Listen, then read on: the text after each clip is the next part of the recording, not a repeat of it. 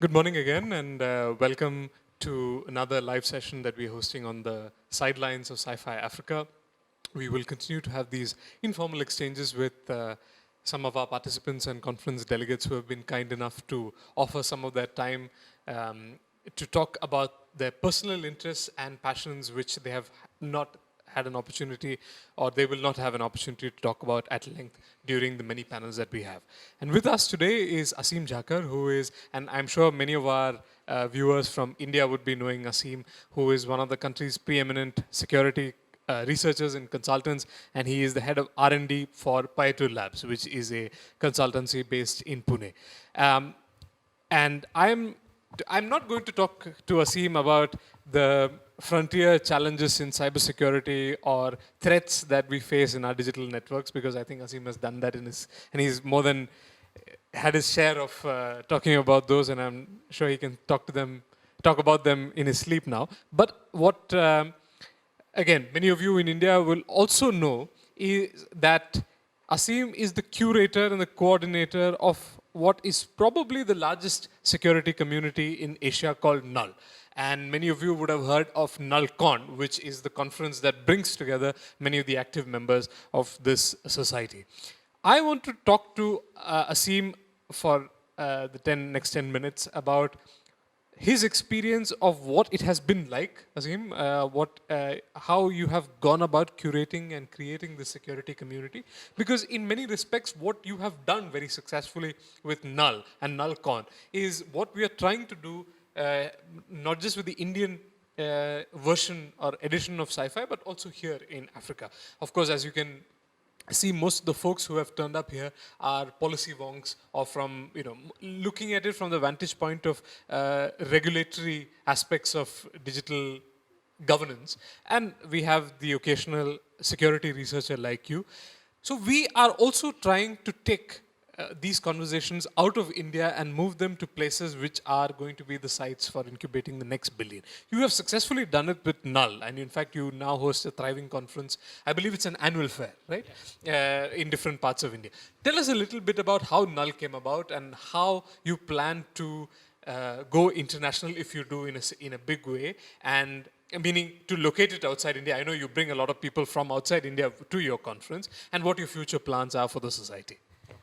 All right. So one thing I can definitely say is that it was not easy, but I think we stuck to the core values, and the reason for starting the community was that I wanted to learn. So it was a personal agenda. And I was very interested in cybersecurity, but there were no avenues in which you could share knowledge and go talk to a fellow researcher and say, hey, I'm trying to do this. Do you think is it the right way to do it? This was around 2008. So I looked at different communities in India and found that there are a lot of communities in India. Talk about Microsoft user groups, Java groups, Linux groups, but there was no specific community focused around information security. And so there is an organization called OWASP, which had chapters in India, but they were pretty dormant at that time. So, me and a couple of friends, we decided, hey, let's create a security community, and what should we name it? I said, so we started thinking, and I said, Null, because we can't come up with a good name. So we started having meetings in Pune, and then over time, a few people from Bangalore joined in and said they were looking for a similar kind of a community. So I said, hey, why don't you start a chapter in Bangalore? And then another set of folks from Hyderabad said, hey, can we start a chapter here as well? And slowly and steadily it started to grow. One of the things that we focused on that we will always be non-corporate. So we don't take fundings from companies, we don't take fundings from government. And the way the community is run is only through volunteers. And whatever financial requirements are there, the board members, just take it out from their own pockets, and like web hosting and blah blah blah, which is not a major, major concern as of now. And so what we wanted to do was create a platform where like-minded people can come in, talk about their research, and share knowledge with the other people. And I think we've been pretty successful in that in the past 11 years. We have around 9 chapters now in India, and 1 chapter in Amsterdam, 1 chapter in Dubai, and 1 chapter in Singapore, and 1 recently opened in Qatar as well. And all of these are run by volunteers.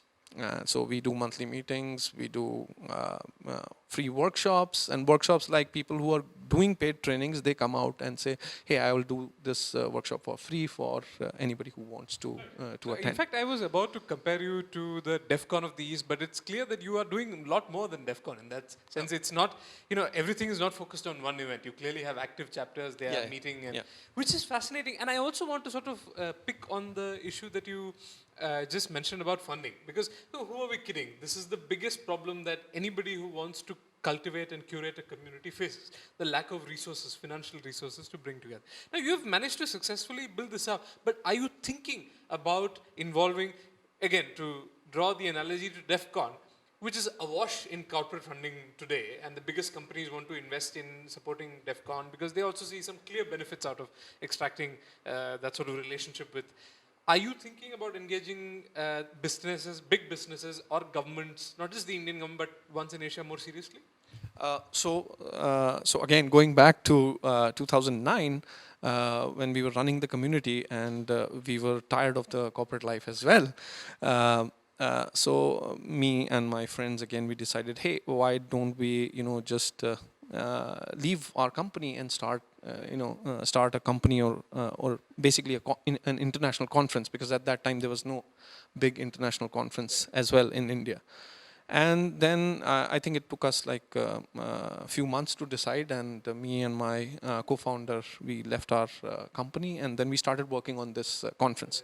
So that conference is run through our company, so which is where we get the fundings, the funding in from the big corporates, and we've been doing it for 10 years. Again, it was not easy to convince people to fund a security conference, or more rather a technical security conference. But I think over time it has changed, and now I'm a little bit of marketing pitch here, but I can definitely say that it is one of the largest security conferences in the Asian region.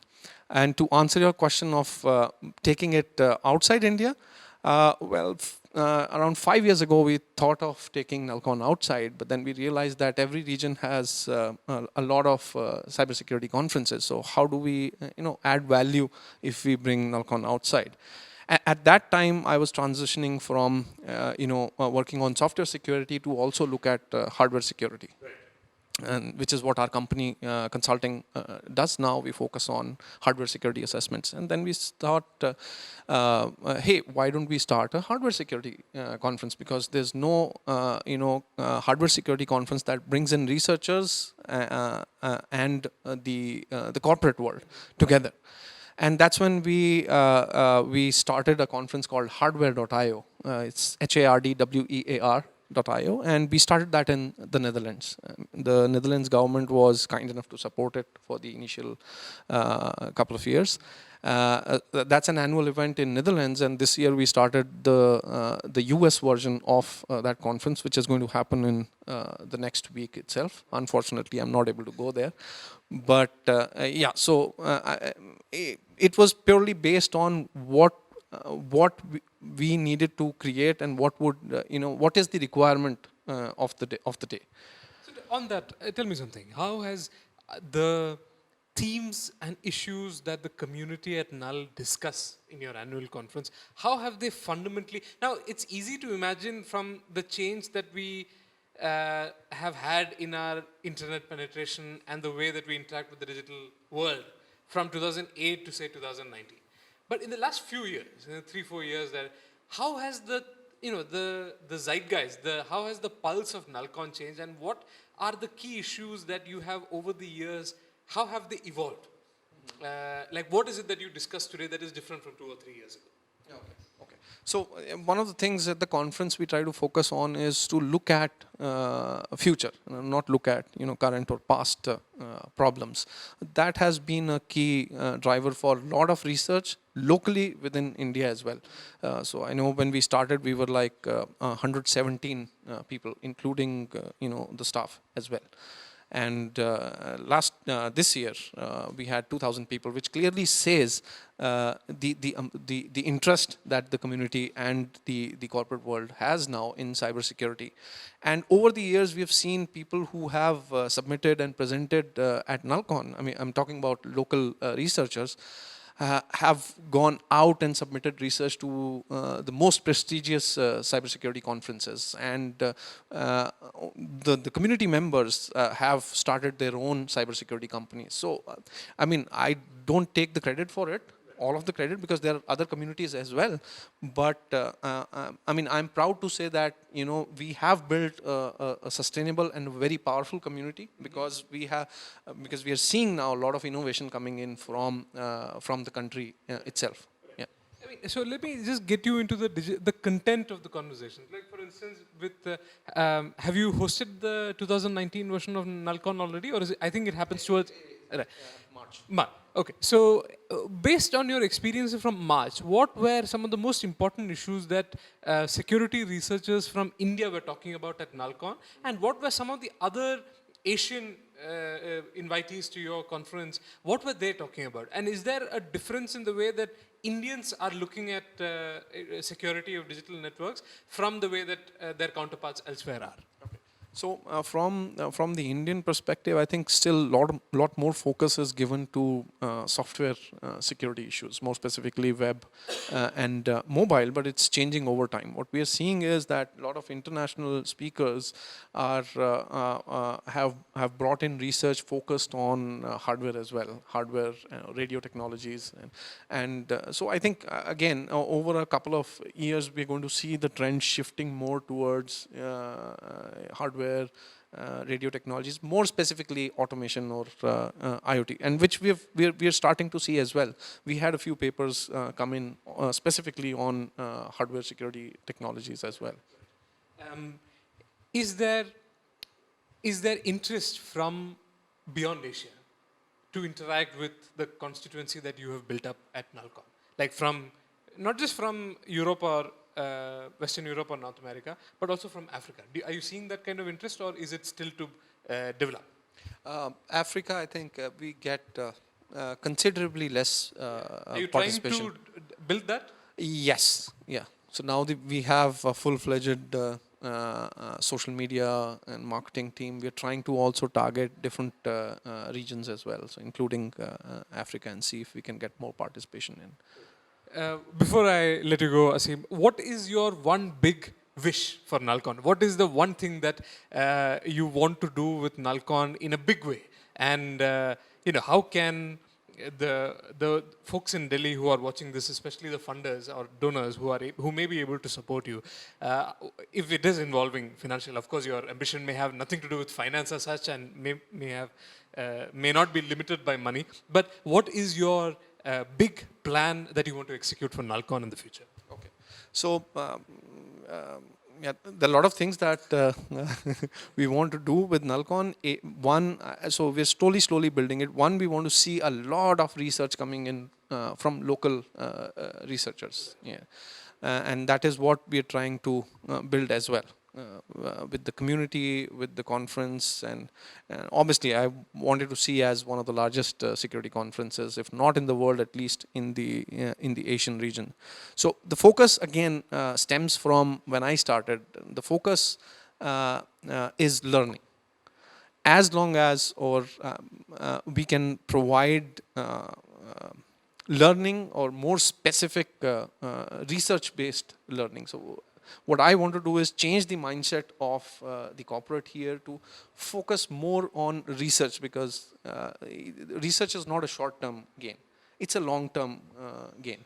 So and I think a lot of companies here, are not patient enough to look at the long-term gain of doing technical research within the country. So if so my wish would be, if obviously at Nalcon there are a lot of security researchers locally presenting good technical research and a lot of security products built locally here. I think that would be my, I would say that, okay, I'm done now. Thanks so much for your time, Aseem. I know the journey has not been easy for you, but I think it is a matter of pride for all of us that you are creating and incubating this community in India, which can be the source of security conversations for all around the world. And I wish you the best for all that's come.